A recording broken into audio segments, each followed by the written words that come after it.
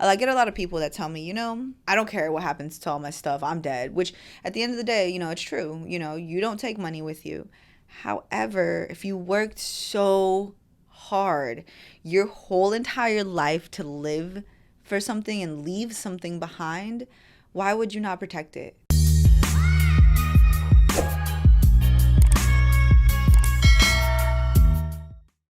Hello everyone, welcome to the Lalwani Lounge. Today we have with us a finance specialist and an entrepreneur, Daniela Quintero. Hey Daniela. Yes. Hi, how are you? I'm good, how are you? Pretty good. Awesome. So how does it feel to be on the podcast? Thank you. It feels amazing. It feels amazing to be here. Thank you for having me. It's not a secret that whenever we get together, we just start talking. So why not, what's the word I'm looking for? Document it this time. Perfect. Document our conversation. And people can hear the nonsense that goes on in between us, the kind of conversation. It's okay. That's what we're here for. Right, it's fun. right. I feel like we're never bored. For sure. I actually wanted to ask you that I know this is a question that I've had for a very long time. So I'm this sure financial many. Specialist. Yes. Can you please explain to me what you actually do? Yeah. So I teach people about finance. I teach people about how money works, the American economy. And at the end of the day, I teach people about how to use all of those rules that the government is implementing for themselves,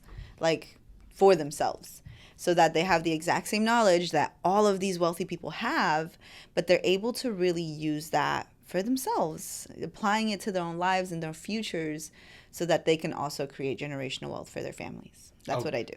Oh, nice. Yeah.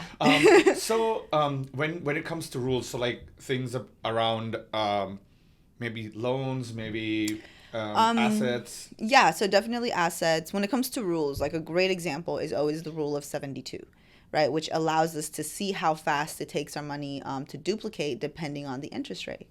So I teach people about interest rate. I teach people about how to get rid of debt, super quickly so that they can focus on getting rid of debt and focus on growing their wealth. Because if you have debt, you're not actually debt free. You don't have that like freedom. You owe someone to something, and nobody wants to do that, right? When it comes to investing, protecting your assets, right? So like your income is your biggest wealth building tool. So we have to be able to utilize that and protect that so that in the future you're good, you're set. So what are your thoughts on leveraging? So basically, a lot of rich people in America leverage the shit out of the system, right? Right. Those are those rules. Those are those rules we're talking about. Yeah. Right. I was talking to one of my friends in how, like, you could essentially, like, if you have a house, right? Mm-hmm. For example, like you put a down payment on a house, you have decent equity on it. Right. You could refinance it, get a credit line on it, use mm-hmm. that as down payment for another house, and yes. then keep repeating this process where you once buy a house and then your house buys more houses for you. Right. And then you kind of rent it out and, and the fact that if you are leveraging, basically that's the money that you, like the interest that you're paying, you don't have to pay taxes on it. Like the interest payments. Yeah. So you could, like, if your other house has enough revenue coming in, mm-hmm. you can kind of even out. Well, there's a lot of like ways, right? A lot of people are like, oh, like depreciation, it'll lower all this stuff. Listen, I am not a tax specialist, okay? Let me clarify that, because I am not a tax specialist. I help more on the side of retaining wealth, protecting wealth, growing wealth, retaining wealth, right? When it comes to the like the housing industry, I also work with mortgage loans and mortgage refinancing and things like that, so that you can work with leveraging. Now, doing it on a big scale, I'm here to, give you that loan. I don't know about taxes or any of that. Like, we have, that's what you have your accountant, your tax specialist for. I'm here to protect the home that you just bought, because you just bought a $300,000 home. You are now $300,000 in debt. It doesn't matter how you want to paint that picture. That's what it is, So we got to be able to protect your home. We got to be able to protect your income, right? And then most importantly, you have to pay yourself first. If anyone can take anything away from this, is like, pay yourself first, because your older self is depending on your youthful self to do that. So we get so caught up in like, I gotta pay my rent or else I'm not, I'm not gonna be able to live here. I gotta pay my car or I can't drive it. I gotta pay my phone or I can't talk on it, right? You gotta pay yourself or you're gonna have to work for the rest of your life. That's like that exchange. Just how you prioritize your bills, your older self is a bill that you need to prioritize no matter what, because nobody's gonna give you money to retire. I don't care who you are besides your family. But in that case, it's generational wealth. And that's what we build. Nice. Yeah. So, firstly, pay yourself first. Pay yourself first. Could be on a t-shirt. I think I think it should go on a t-shirt. It should go on a t-shirt. Everyone would buy it. They're like, pay me first. Pay me first. Pay me first before anybody else. Yeah. 100%. I agree. Pay me first. Pay me first. So then, do you work around trust or creating trust and using or managing your assets using a trust?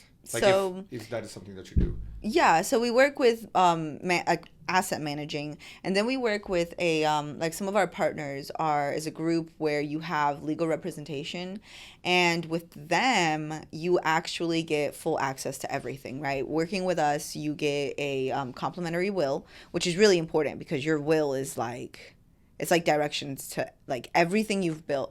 I get a lot of people that tell me, I don't care what happens to all my stuff. I'm dead, which at the end of the day, it's true. You don't take money with you.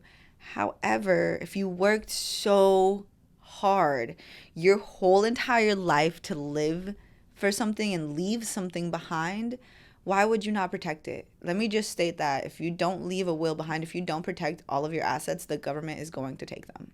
It's called probate, and it's crazy. And you have to protect yourself against that. Like, America's amazing. We have great, like, this is a beautiful country. I love it here. However, not all of the laws put in place benefit an individual when it comes to, time to, like, pass away. So we got to be able to protect that. Wills, the people we work with, the group that our partners offer wills, trust, living trust, all kind of legal advice and legal representation. So in that sense, I'm able to not only protect, and grow your wealth, but I'm also able to set you up with the best legal representation there's out there. Perfect. Yeah. Perfect. That's good. Well, hopefully a lot of people will reach out to you, after this episode comes out. Yeah, but, it's what we do. It's what I do. How'd you get into this? So I'm Colombian, born and raised. And I migrated here to the United States when I was like, I want to say 6, 7, maybe 8. And it was cool. It was amazing. I didn't know what I was, my mom brought me here. So I didn't know. I was just a kid. I was like, okay, let's go. But, growing up here in the United States, I went to school here. I graduated high school here. And in that whole entire time, not a single person taught me about money. It was quite the opposite. I've learned that most of my friends and their parents were like, oh no, we don't talk about how much money we make. We don't talk about like how to do this or do that or what you can do.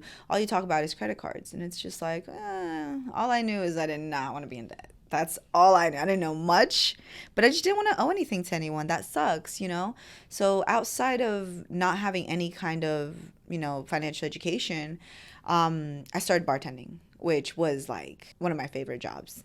My gosh, I had so much fun. Am I allowed to cuss on the phone? Okay. I was like, am I allowed to express myself normally? Okay. You can do whatever you want. Yeah, bro, that shit was awesome.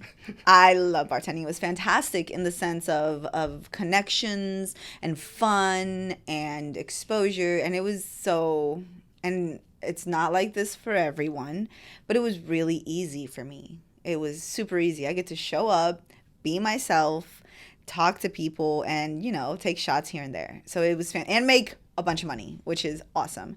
However, also in that industry, you make a lot of money, but, as fast as it comes, it also goes, So in that sense, I realized that. And I learned that nobody was talking about saving money. Nobody was talking about growing money or how to, like, maybe not have to work every single day, And so I was like, all right, that's cool. And then once upon a time, and I'm not going to say who, right? But this individual looked at me and I told him, I was like, yo, I'm thinking about expanding. Like, I got bored bartending is really what it was. And I think I wanted to do more. And I told my manager at the time, I'm like, I'm thinking about expanding, maybe trying a different industry. And this man straight up looked at me and he chuckled. He's like, what are you talking about? You're only going to be a bartender ever. And I feel like that lit something in me. At first it felt like I was mad because I was like, the disrespect, Mm-hmm. But that was also my friend. So I was like, yeah, you whatever, dude. Like, you're only going to be a bartender forever. What are you talking about? Like, mm-mm. And it made me go out there and just be open-minded.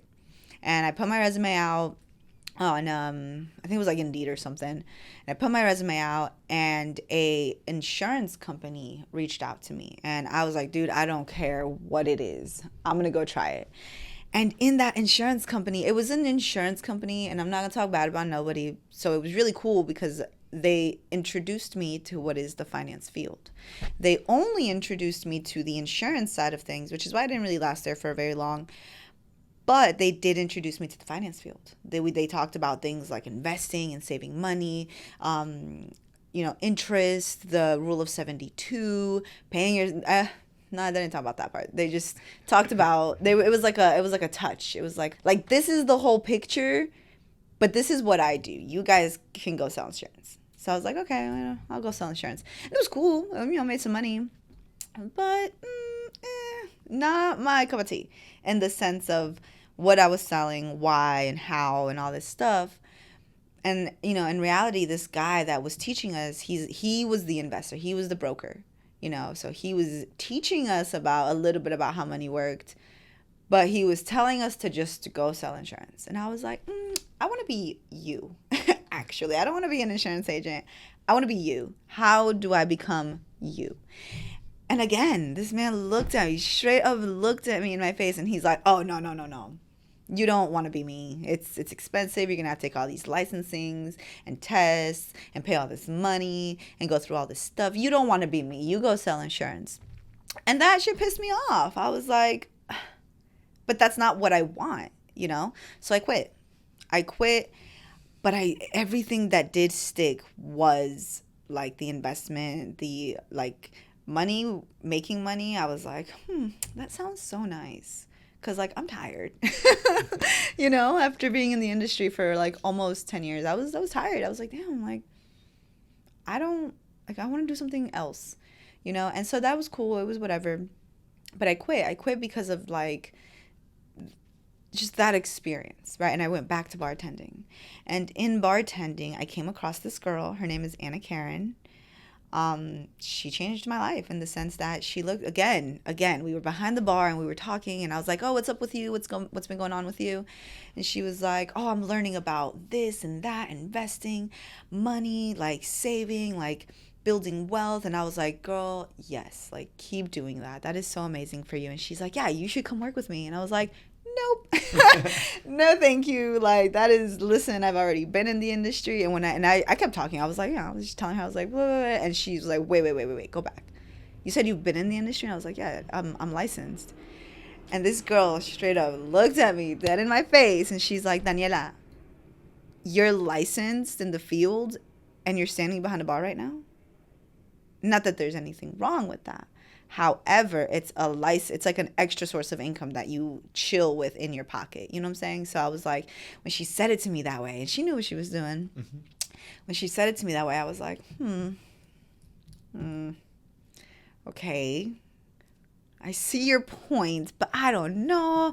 It's the industry, blah, blah, because I had this bad taste in my mouth, And again, I'm not talking bad about anybody because if it wasn't for that first insurance company, I would have never come across even the idea of the finance industry. So I'm thankful for that. But she's like, okay, listen, you don't have to come work with me. It's okay. I got you. However, because you are licensed, why don't you come to my office and help me look good? And that's my girl. I'll be like, help you look good. What? You got it. Let's go. So I pulled up to the office and everybody there was Colombian. That was like the first thing. I was like, she knew what she was bringing me to, you know? And I was really close-minded because I was like, yo, I just had this, like, I thought that everything was always going to be the same. And I sat down, I was looking around, and everybody seemed so happy, you know, and it's like this like little office. And it's funny to say that now because it's changed so much since I've been there. But it was this little office and like this like section of which is now just offices, but before it used to be like our studio. And everybody was happy. The music was playing. It was like a party in there. I was like, okay, it could be my vibe. All right, you know. And then they start like their presentation, their business overview, who we are as a company, which is really important because a lot of people think that like finance isn't a real thing, and you're like, okay, you know. But it was cool, and they started talking about insurance, and I was like, yeah, naturally, right? But then they started talking about investing and learning and sharing like wealth, sharing like knowledge, investing, like the rule of 72, paying yourself first, all of these things about wealth building. And I was like, okay, this is cool, but like also familiar, okay. And then they started talking about licensing. And I was like, okay, I'm listening, you know.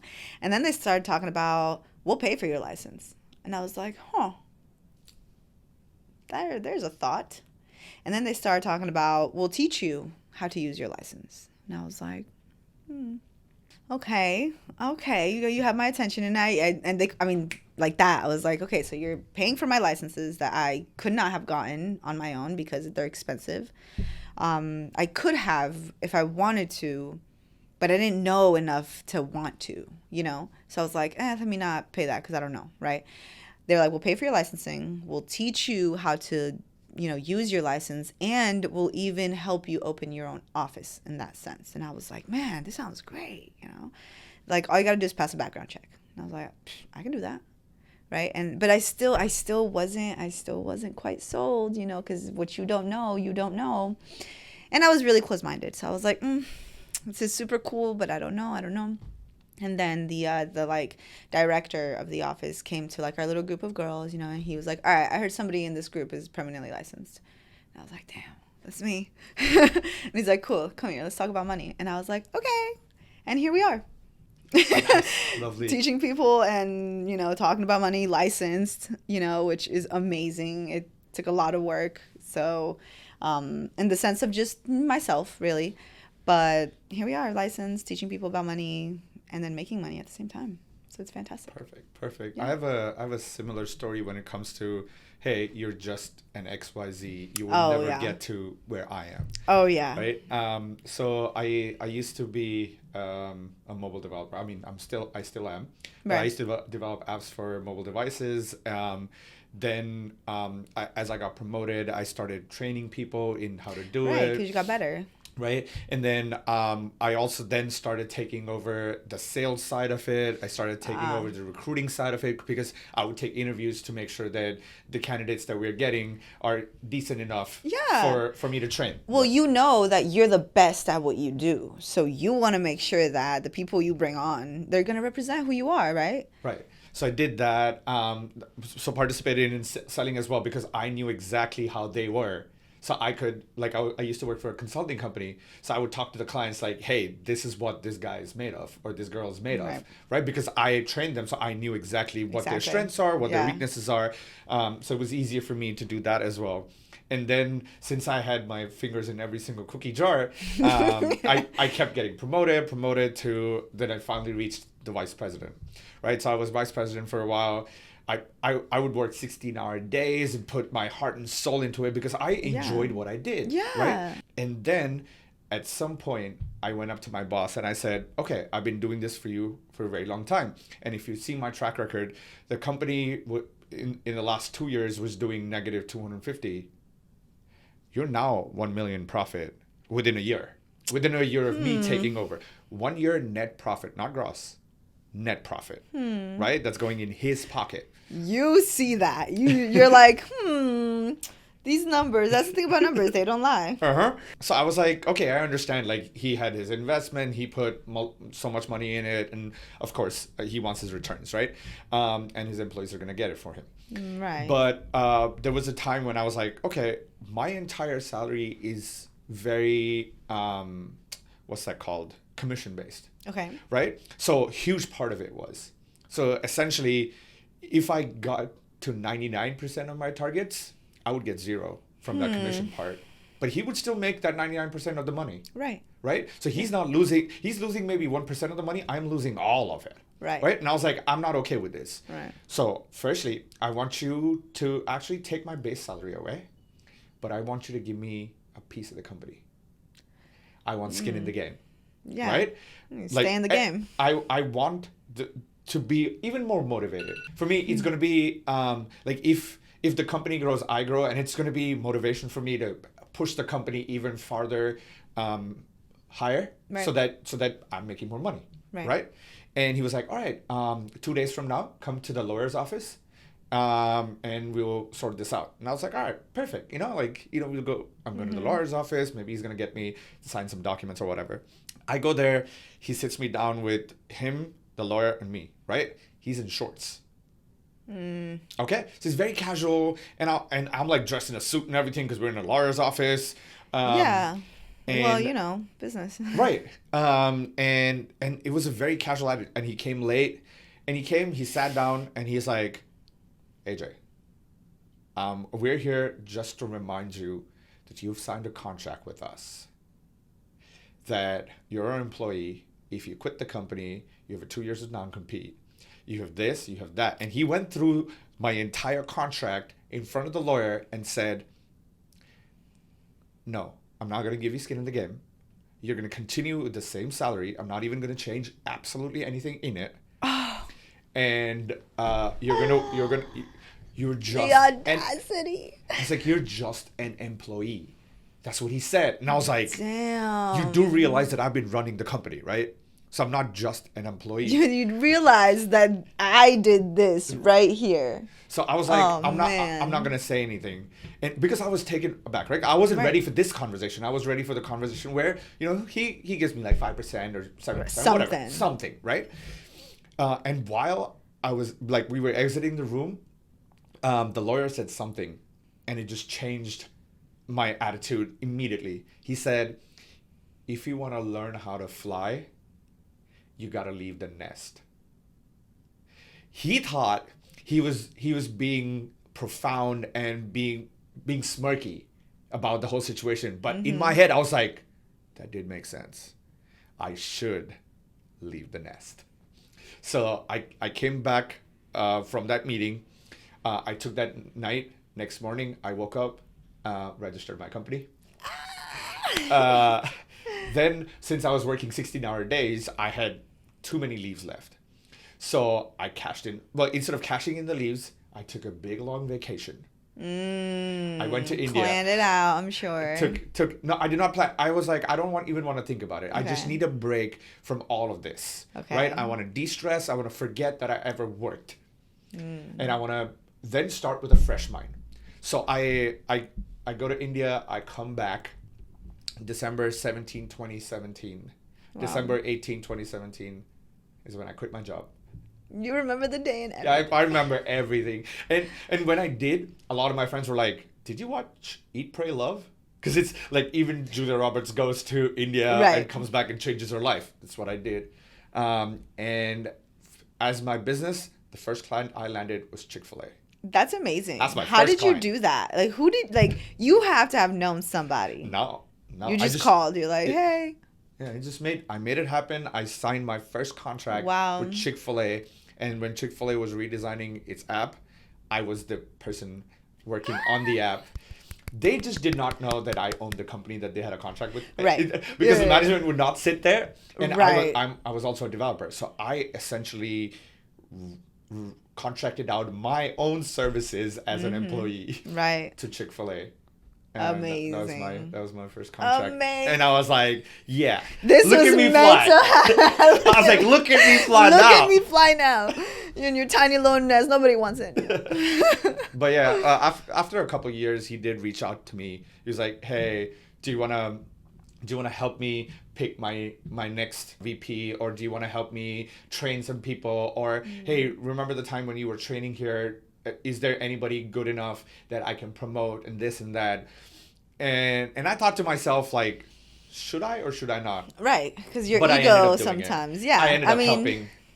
You know, that's because you're the bigger person. Or my mama raised me right. Yeah, that's what I'm saying. Right. Like, your ego could have very much been like, nah, like, you know, but you didn't do that. You were like, you know what? It's okay. I got you. Yeah, it's not a big deal. Not a big deal. That's good. Yeah, so it's like interesting when we kind of tell people that, hey, you cannot do it. I think it's a very bad... It lights this fire, dude. But I don't understand why people would actually do that to another person. Like, why would you want to tell somebody like, hey, you're going nowhere? Yeah, that part is that, like, yeah, like, for me it lit a fire, but that's because that's who I am. In my mind, those are the wires that went off. Very, very easily it could have gone the other way, to where, like, that person could have done some, like, serious, like, damage for, like, whoever you're talking to like that. Like, nobody deserves to be talked to like that, which I think is why it made me so mad, because it was one of my friends that said it.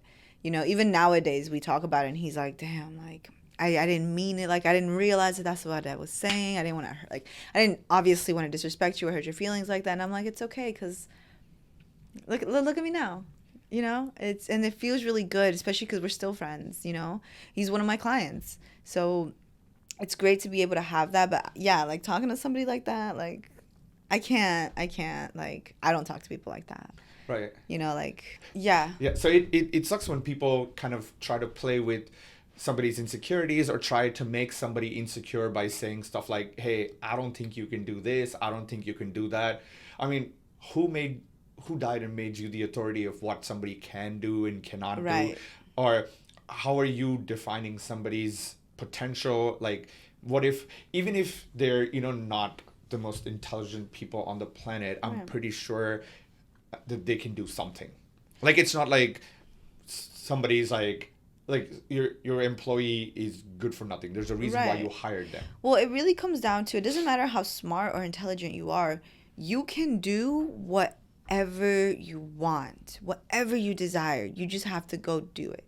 You're going to be really good at it at first. Some people are naturally good at stuff. Some people can pick up anything and be good at it, and some people aren't, and it takes them a lot of work. But if that's what they want to do, then they can go do it. And, like, who are you to tell someone that they can't go do something because of your perspective of them?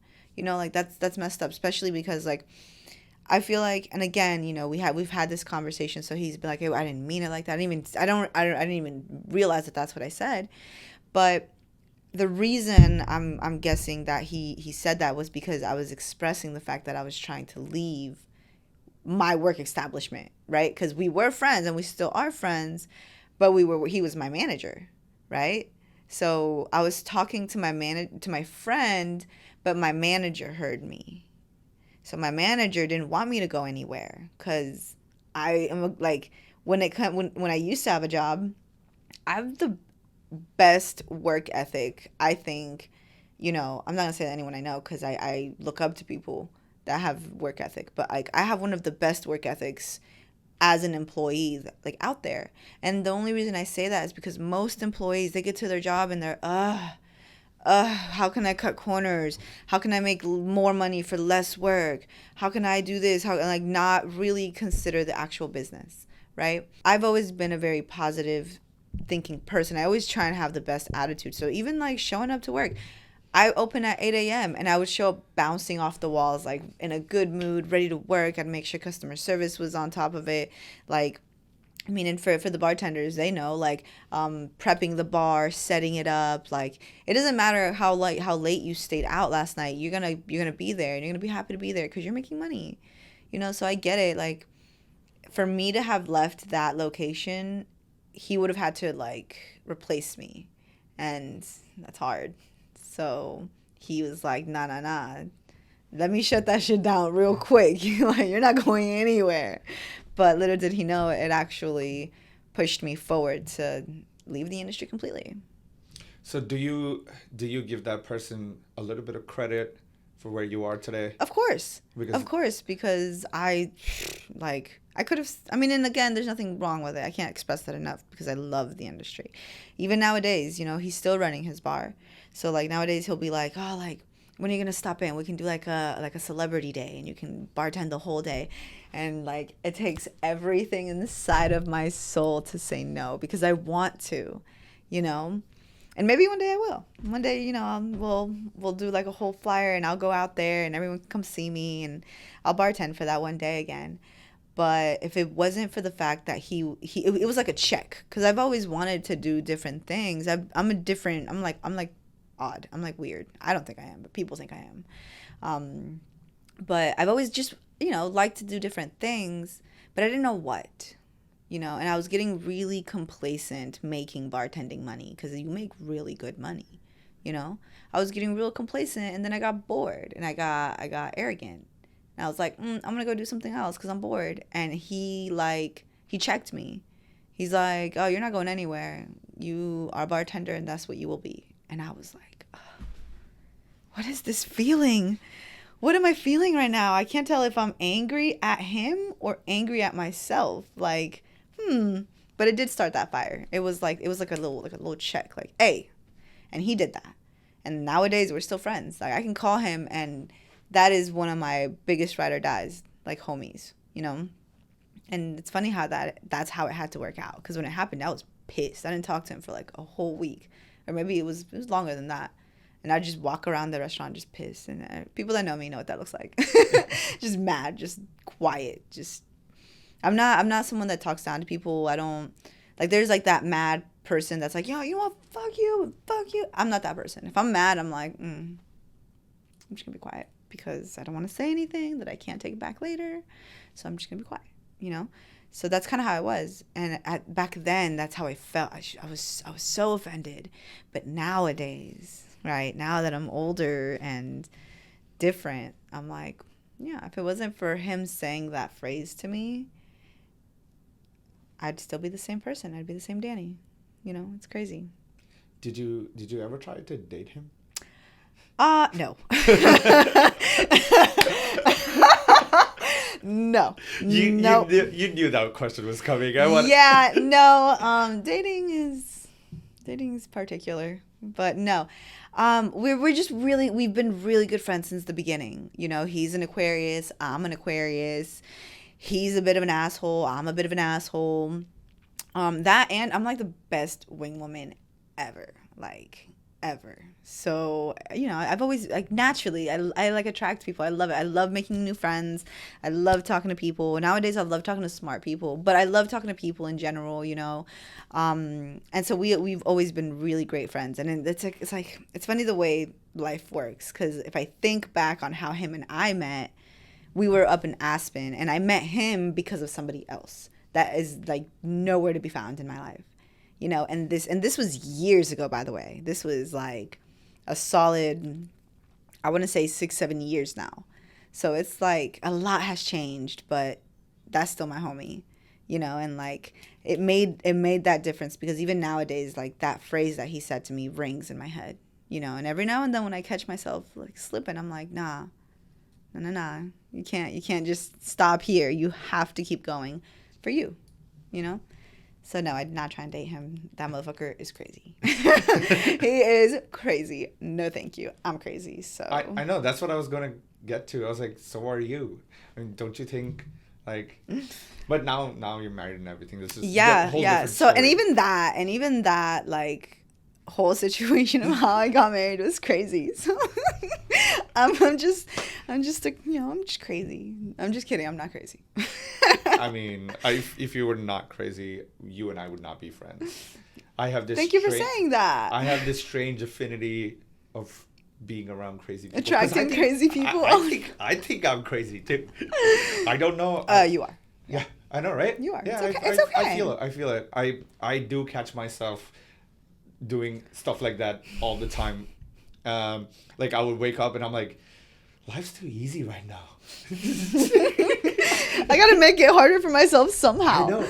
I think Sheesh. I think my type is toxic. Oh, no. I'm just like, I need to find something that stresses me out. Like, if it doesn't, like, I work amazingly under stress. Right? So when it's too complacent, I feel like life is too good. I mean, I don't like it. It's too easygoing. You're like, there's something not right here. Right. And it's just like food. The food that I eat has to have some spice in it. So the life that I live has to have some spice in it. Naturally. Right? It's like I was talking to another friend about this, like like life is like a heartbeat, right? You have your ups, you have your downs, but if it's a flat line, you're dead. Yeah. Right? So if everything's going smooth and fine, oh man, there needs to be I'm gonna take that. I'm gonna put it in my pocket. Yes. For later. We can put that on another t-shirt. We're just making t-shirts today. I'm here for it. But yeah, that's what I feel like. I do end up doing something weird, and I always do it on a grand scale. I'm somebody that's very loud. Me too. Oh my gosh. Somebody the other day was like, I mean, you can like do it, slowly graduate to it. I'm like, no, I want 0 or 100. That's it. Right. They looked at me like I was crazy. I mean, you do see this, right? Yes. Beautiful setup. So it just started off as an idea like, hey, let's do this. And I made this happen. So I'm like that. I'm not going to start small, or I'm going to go either all in or not really, like moderately all in. Yeah, right. Like within limits, all within in. Limits. Oh man, I feel I when it came to my marriage, man, I was like, okay, bet. All in, let's go. It was like that too. So it worked out, and it worked out great. I've been married for 2.5 years now. It's fantastic, actually. How'd you meet the guy? Okay, you're gonna get in trouble. No, I'm kidding. So actually, I met him through some friends of like friends. I met him through my friend that changed my life. That said that stupid shit to me. Actually, I met him because of him. All in the like restaurant service industry. I met him when he was a Red Bull rep, and we were going to a actually, and here's actually the worst part. That's when I met him. I met him when we were going to a festival. We were going to a music festival, Shaky Beats, and I saw him, and I was like, whoa, like, and I went to my friend. I was like, my homie, and I was like, yo, who is that? And my friend was like, he's not your type. Don't worry. That's just that's just that guy. Like, he whatever. I'm like, oh, but like, who is that though? Because he's like super handsome, right? Blue eyes, just And I was like, okay, fine, I guess, whatever. I walk up to him and I'm like, hi, I'm Danny, right? I go to shake his hand, introduce myself, and he's like, I know, we've met like 3 times already. Wow. I was like, I messed that up. I was like, oh, really? And he's like, yeah. I was like, oh, well, I'm sorry. I don't remember.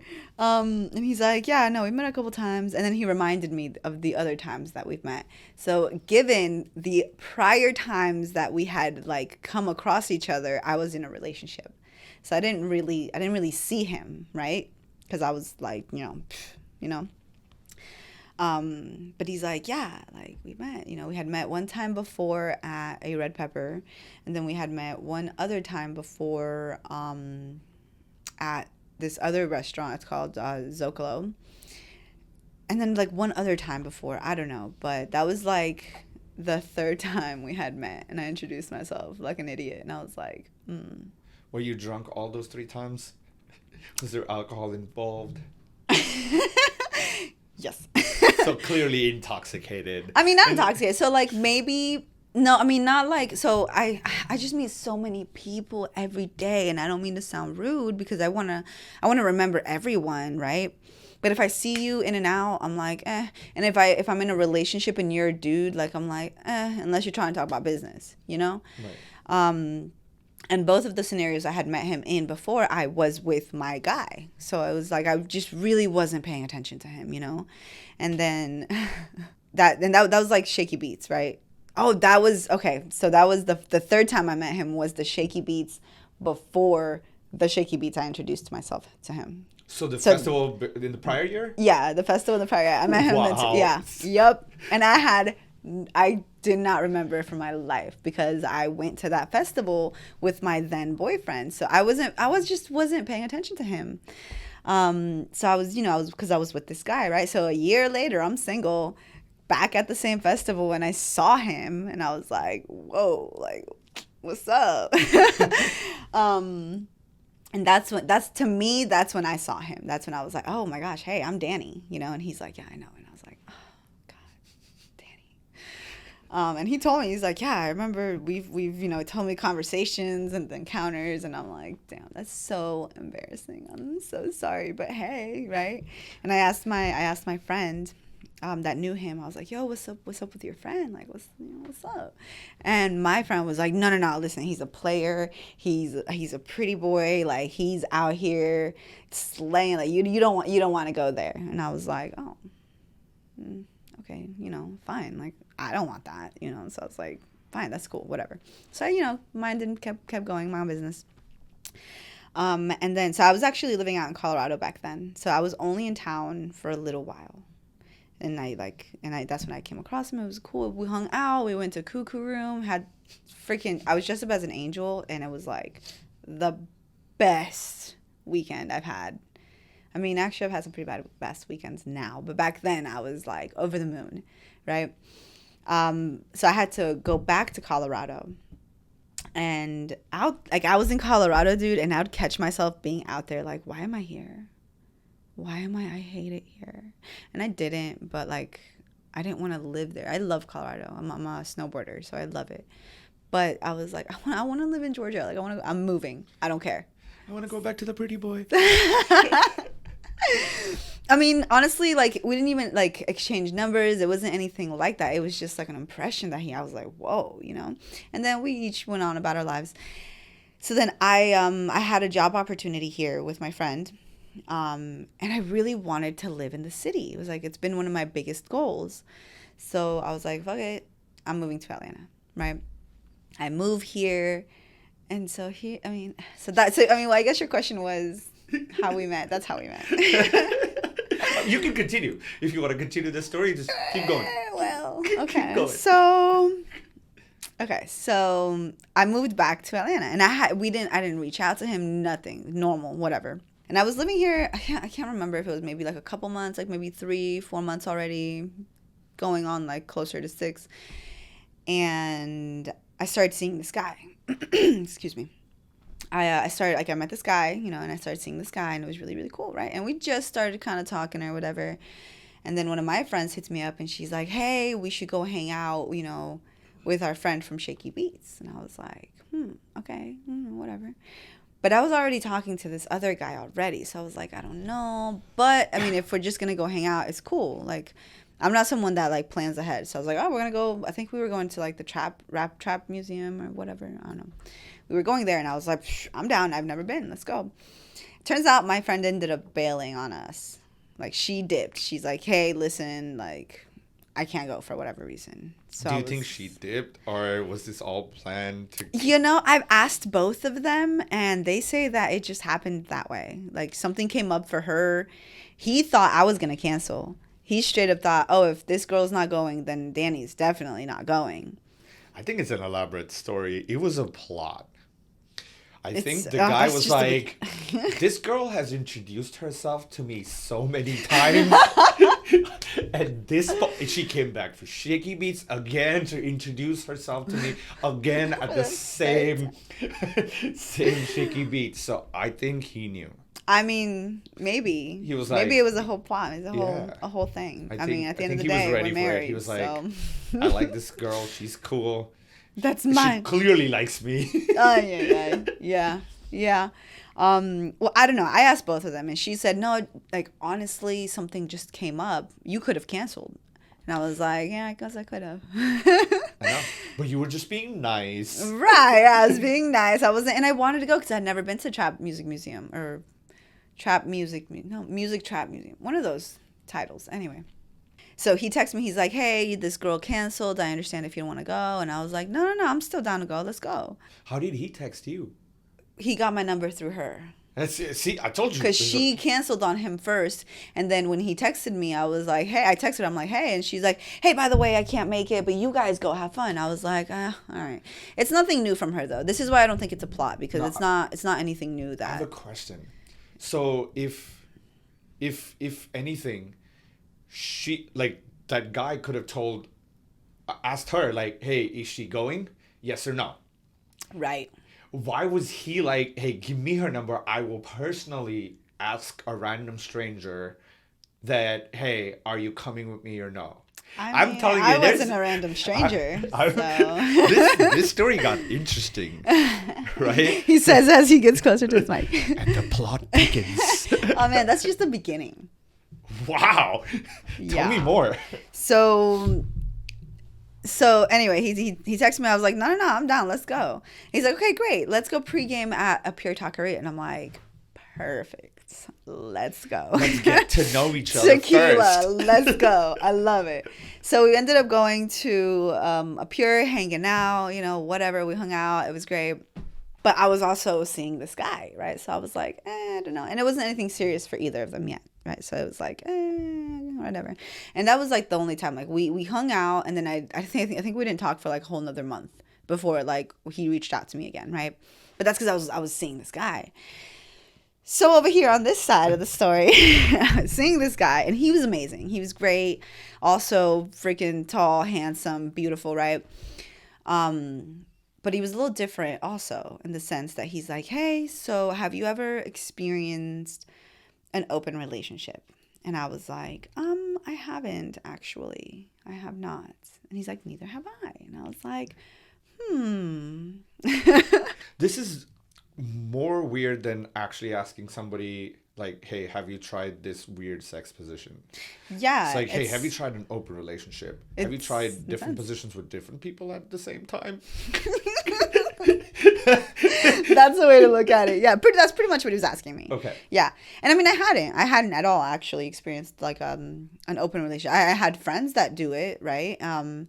But I personally have never been in an open relationship. So he was like, listen, and he's Dominican, so he has this like way of talking, he's like, listen, I think that, you're so open-minded, and so am I. I think if it were to work out with anybody, it would be you. Let's try it. And I was like, are you sure that this is what you want?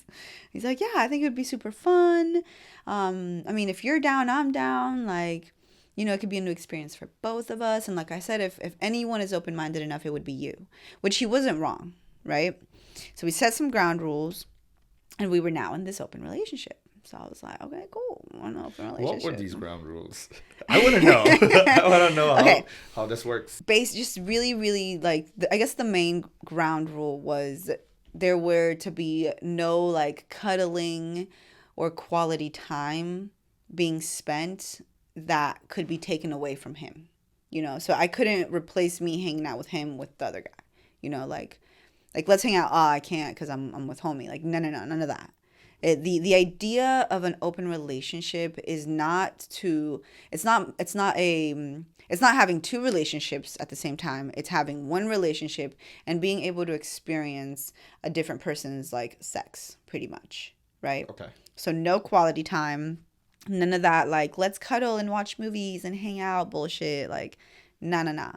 So you have sex, you just wear your pants and back. Dip out, yeah. Yeah, wow. so that you don't, because everybody has different connections, and everybody has different like, what's the word I'm looking for? Like energies, like whether it's a sexual attraction or not, even your friends, you're attracted to your friends. That's why they're your friends, right? So whether it's some type of connection, just because you have this like commitment emotionally to somebody doesn't mean that, especially at our age, we should keep ourselves from experiencing someone, right? Which was the idea of the open relationship, right? We are in a relationship, and it's not like you can build a roster either. Like, you can't just go fuck everybody you want to go fuck. Like, it has to be someone that you're like, damn, like, okay, this person is like, what I want to experience right now. But none of that cuddling bullshit. Like, nothing that builds a bond, right? Because you're already, building something. Like, you're already having that bond, that initiation. So that was the rule, you know? And I was like, cool. Like, it's good enough for me, right? Nice. Yeah. So I'm guessing your open relationship person was this blue-eyed, beautiful guy. Yeah. So you got both at the same time. Yeah. You know. So it kind of my face is turning red. Yes, you were turning red. So it worked out for both of you perfectly. Well, for you it worked for out a while. Like for a while. Like yeah. you got your relationship with the guy that you were currently seeing. Right. That continued. Right. And you had this side chick. I should be calling him a side chick, but you know. Well, I mean, like, and I'm not gonna get in trouble for saying this or anything, because like my husband and I joke about it a lot. Like, we were each other's side pieces before we got married. Wow. Yeah, it's fantastic. So it's the marriage of the sides. Nice. Yeah. But how did? So he was also seeing somebody, and he was also in an open relationship. Oh wait, my husband? Yeah. Oh yeah. He wasn't in a relationship, from what I know, from what I'm told, right? And not just by him, by like his friends and stuff. He wasn't in a relationship. He was just seeing someone that was like kind of obsessed with him. So she thought that they were in a relationship, but he made it like super clear in front of like people and stuff that they weren't. She just wanted to be, you know. So it's kind of funny because the way I was like, yep, we can hang out, like after everything, at the end of the day, like why we got married, not why obviously, but a big reason why I was like, yeah, I could marry you, you know, was actually how, and it's kind of fucked up now that I'm gonna say it out loud, but it's actually how they broke up was kind of like, okay, all right, that makes sense. He was telling me, and I don't know if I'm allowed to talk about this, but I'm gonna say it. He was telling me one time that they were like about to go to sleep. They were about to go to sleep, and they had this inside joke. And my husband's a really funny guy. He's like, there's nothing serious to be like. He's never a serious dude. So everything's really funny. So they had this inside joke. I don't know it very well because obviously it wasn't my inside joke, but it had this whole thing about like spit in my mouth, right? So it was like I said, that sounds so gross. Like I said, it's whatever inside joke that they had going on. It's like a phrase, kind of like you know, like Jinx, you owe me a soda, right? Like it's like an inside joke, yeah. So it was a phrase, and they were about to go to sleep, and she thought it would be super funny to like see if he'd catch it. And he's like, yeah. She was like, yeah, spit in my mouth. And he said, as he's falling asleep, yeah, I'll spit in your mouth, Danny. Wow. Yeah, and I was So he said your name in bed. After that phrase. Yeah. Wow. Yeah, and she was like, from what I know, I wasn't there. But from what I know, who's told you the story? He has. When he told me the story, right as soon as it happened, he told me the story, and I was like, and I shouldn't be that way. But were you broken up at that time? Like with my guy? With the open relationship guy? No, that was just a story he told. Like he was like, yo, guess what I did today? You know, it was bad. I was like, oh, tell me, and he told me. So yeah. So I was like, oh damn, that sucks. This story is very interesting. Dude. Okay, so when we decided that we were gonna have this open relationship, I was like, listen, I am open-minded, and like if you're down, I'm down. But listen, is this what you want? Are you sure that this is what you want? And he's like, yeah, I think it's worth trying. Like I said, it's just an experience. And I was like, okay, bet. And that's all it was, right? And we went, you know, like months that way. And I didn't start hooking up with like my now husband like right away. Like it wasn't like, okay, great, let me run over here and do that. Like it wasn't like that. But you know, I had permission. I was allowed. So after a while, I did start hooking up with my now husband, and he is a part of the friends group. So in the sense of like we would just hook up, I'd be like, all right, cool, thanks, I'm out, you know. But, you know, because he was a part of the friends group, I would hang out with him in a sense, but it wasn't like that. I was hanging out with my friends, and he would come around. You see what I'm saying? Wow. And we would all hang out, and that's it. And then, like, and that's it. And then on the side of, like, us hooking up, like, we'd hook up, and I'd be like, all right, thanks. I gotta go. And he'd be like, oh, like, let's hang out. I'm like, can't do that. And Can't do that. I'll see you tomorrow when everybody else is around too. We can hang out then. We can hang out then. Oh, shit. Yeah. You know what I'm talking about? Yeah. You did kind of break the rules. Kind of, a little bit, but not on purpose. All right. I was like, I tried keeping it as separate as possible because my group of friends were like, outside of him. Like, I had been hanging out with these girls for like, a couple years now. So like, and then he started coming around. So I was like, nah, I'm not going to change my group of friends just because you're coming around. Like, I'm not doing that. Sorry. These are my friends. So all the girls and this guy. Yeah. And I mean, there was like, we'd have like my friend Leo pop up and we'd have other guys and stuff. So okay. It's not just him, but like he did start coming around. Right. Yeah. So he played the long game. Yeah. So he kind of waited, slowly came into your friend circle. Yeah. Slowly. Well, I mean, he was doing the guy thing. I didn't tell him I was in an open relationship right off the bat. One day we hooked up or whatever, and I'm telling you, every time we'd hook up, I'd be like, "Thanks, I gotta go." So then one day he's like, "Well, wait, but wait, let's hang out, let's watch a movie or something." And I was like, "Listen, I can't do that." And I didn't want to tell him. I didn't want to tell him why. But I was like, I can't do that. I can't do that. And finally he was like, no, like, tell me why. Like why don't you want to hang? Like, you just want to fucking leave. And I'm like, yeah, like, I can't hang out with you. Like, I can't spend quality time with you. And he was like, tell me why. And I was like, well, so I'm kind of in this open relationship. And I gave him the rundown, and he was like, oh, I understand. Little did I know at the time that he was in the exact same position.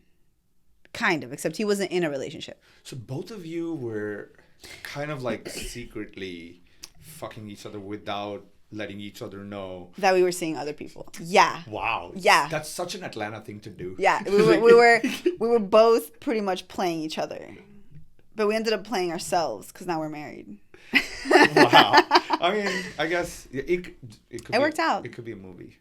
So we're printing T-shirts and we're making a movie on your life story, dude. And that's only that much of it. Like this much of it. I should sell my story to La Rosa de Guadalupe or something.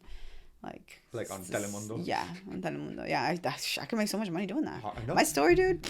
Crazy. So I'll give you some financial advice. So now that we've done that, let me tell you why I became a finance specialist, because of that.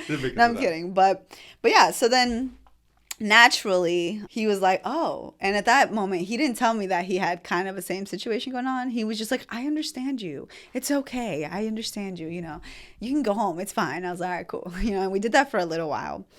And then this guy I was seeing also was like hanging around our friends because he's my boyfriend. That's my man. Like, I'm going to bring him around my friends. You're crazy if you think I'm not, just because. Blue-eyed beautiful. Right. Like, I'm not trying to hang out with you. Like, we kind of, hash it out every now and then, but that's it. Like, I'm not going to not bring my boyfriend around my friends. Like, that's crazy. So, he would come around. And after a while, he peeped. He was like, nope, we're not doing this. We're done. We're closing this open relationship. We're closing it. We're not, no more open relationship. We're doing a closed relationship. That's it. You and me, and that's it. And I was like, okay, fine. That's fair. I'm okay with that. It was not my idea. I am 100% okay with that. Like, you're who I'm dating. That was just an open relationship-ish situation. So I'm okay with that. We closed the relationship.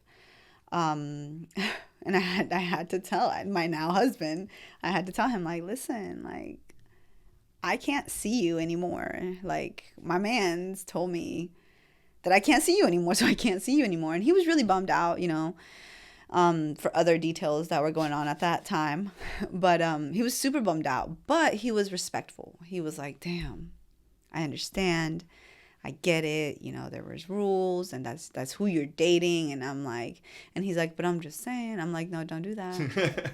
Don't do that. That you knew the rules. Like I have to honor the relationship that I'm in, So I did. And then naturally, time later, our relationship, like, just didn't work. It just didn't work for other reasons, we just didn't work out.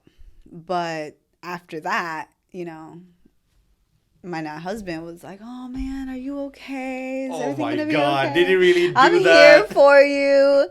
I'm like, well, I mean, he was my outside. When I say he was respectful of like the decision of closing the relationship, I mean that like 100%. Like, as soon as I told him, like, yo, like, I can't hook up with you anymore, he's like, listen, I understand, like, you do you, because I was trying to honor my relationship at the time. So he didn't like come at me sideways. He didn't try anything. He would never like, he went from being, this guy I was hooking up with to like being a really good friend, and then we dated a little longer and we broke up. So like, he's like, hey, are you okay? Like, what happened? And I told him a little bit about what happened, and he's like, oh, that sucks. So like, what's up? Dude, well, so. I'm pretty sure he was happy on the inside. Oh, I'm sure on the inside he was like, this is hard. Yes. I can help you. I'm here for you. Yes. I can help you. As he's unzipping his pants, going, yes. Like, yes. Yeah, so, I mean, he's like, oh, look, it happened. You guys did what you could, whatever, as a homie. And naturally, he's like, but, I'm here for you. And I was like, thanks. He's like, yeah, do you want to go get a drink? And I'm like, yeah. And then, tequila happened. Over and over and over again. So here we are now. Tequila, Danny. Tequila. Yeah, I love it. I'm like a tequila connoisseur in a way. There's a bottle right behind you. I know, yeah. I wish I would have been able to taste it. Yeah, I finished it so quick. You sure? I'm kidding. I'm pretty sure there's some vapor inside it somewhere. I can at least smell it. But on that note, do you want to land the plane? Do you want to end this right here? Yes, we will have to have many episodes. Of course, we'll have you here again. Yes. But yeah, thanks for joining. Thanks for that wonderful story. Aye. Out of all of the stories, that was my introduction. Oh no. That is how we're gonna start this. Okay. But there'll be many more. I swear, I'm not crazy. I'm all right. Well, thank you. Thank you. And talk to you soon. Yes. Bye-bye.